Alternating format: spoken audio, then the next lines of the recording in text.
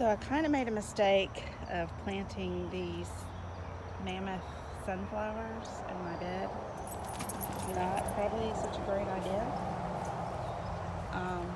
I am gonna let these peas that I have climb up it, and they are, as you see. Hopefully you can see.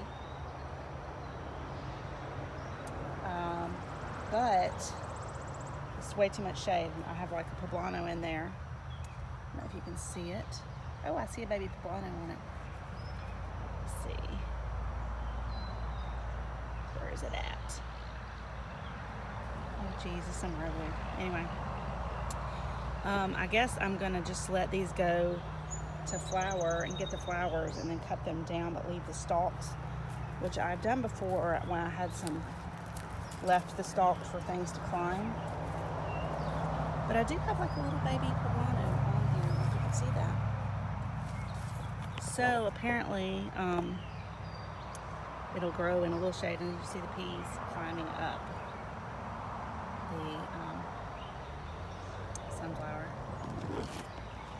But I love the idea of that, but those sunflowers are way too big. But all is well. It's good. And then question for people who have harvested lots of potatoes. This is my first year doing potatoes. I did them in this bucket because I only have 3 beds here in the community garden. And I am growing some things in my backyard, which I've told y'all before, a lot of shade things. And I actually even have a bell pepper, a couple of bell peppers doing well in my backyard. And I doubt they'll have as much fruit, but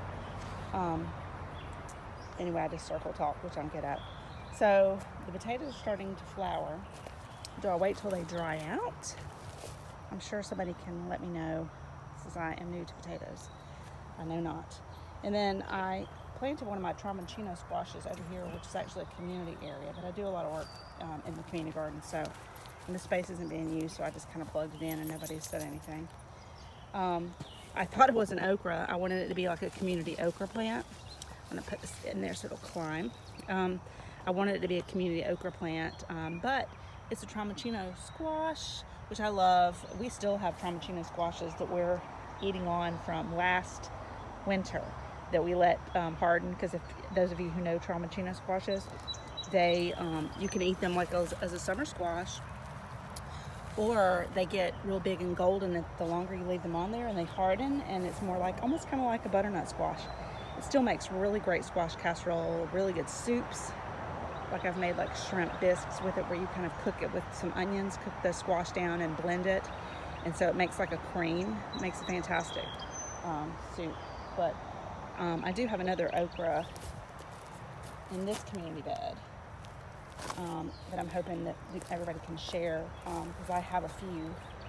This was supposed, that's some walking stick kale.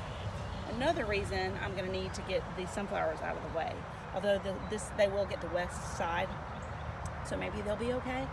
But I'm going to have to get these sunflowers from shading everything. And this pineapple sage is out of control, so I'm going to cut a lot of it back and pot some up to sell. And I need to get this onion out. I had a bunch of onions that I let go to seed, and I actually dehydrated them, which I'm excited about actually using. I'm thinking they'll be fantastic in like, we love to make like dips and green goddess dressing and things like that, and I think that'll be yummy. But anyway, this was supposed to be an eggplant, and I had my seeds mixed up, which I know what an okra seed looks like, so it's crazy. I don't know how that happened. I think what it was my seedlings, because I started my seeds at home, and I think that I just got my plants labeled wrong, because I know what the seed looks like. I'm like at this point sticking beans in my holes just to make more space. That's another walking stick kale. I think I said it was a collard in another video. I'd forgotten that I sowed a seed of a walking stick kale there. Lemon thyme, and I have some more peas here. I guess butter beans actually, because they're crawling up the vine, so they're not green beans. Because I didn't plant any climber green beans this year. But I'm going to have to cut back that pineapple sage. Anybody has ideas of uses with pineapple sage? I've just been using it to dry, for smell. I put it in my drinks. I love the smell. When it blooms, it has these amazing red blooms that the butterflies just freaking love. It's amazing. But I have some little spots going on here. And I'm thinking some people might know what that is. That is new for me. And again, this is the first year I've done butter beans. I've done pole beans a few years and was very successful. But this is my first year with that. But anyway, I was going to show you while I was talking about okra. I just harvested my first couple of cucumbers. Yay!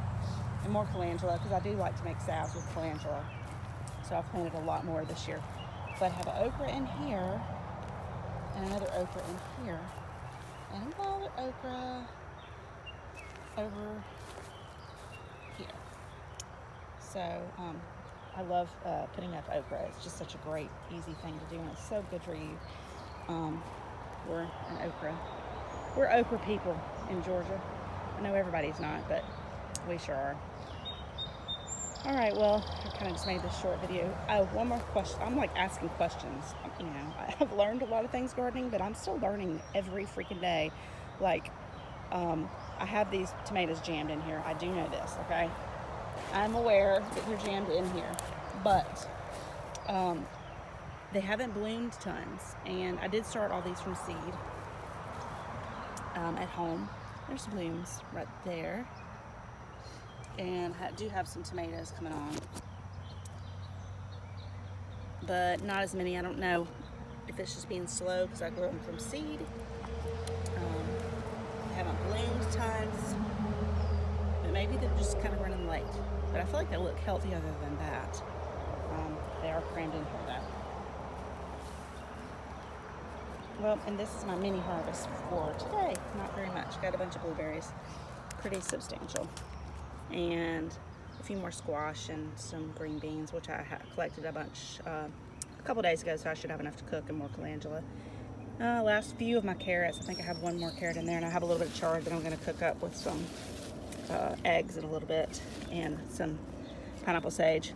I'm also harvesting. Ooh, I don't want to spoil my blueberries. I also always come out here, as I'm sure most of the chicken people do, and pick off things that I don't use to drop for mulch, that have kind of, you know, have been chewed up or whatever.